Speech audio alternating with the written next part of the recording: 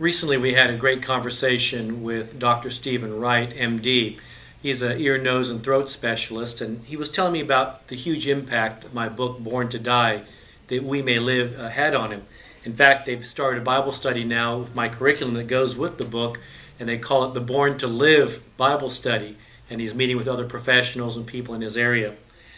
Let me just read to you out of Born to Die, That We May Live, and one of the things that really impacted Dr. Wright.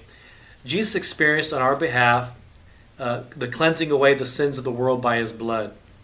In Leviticus 14, it goes on to say, "And the priest shall command that one of the birds be killed in an earthen vessel over running water. And for the living bird he shall take it, the cedar wood, and the scarlet, and the hyssop, and dip them in the living bird in the blood of the bird that was killed over running water. And he shall sprinkle it 7 times on him who is to be cleansed from leprosy, and shall pronounce him clean, and shall let the living bird loose in the open field." Now think about this, taking 2 living birds.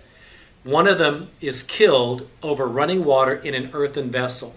What a wonderful picture of Jesus, the rivers of living water.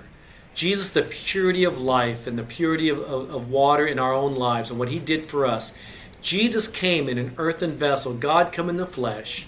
He was killed for our benefit. And it goes on to say in Leviticus 14 that they took the living bird and dipped it with the dead bird's blood that had been killed in an earthen vessel over running water, dipped the living bird, and let that bird go free as a free bird.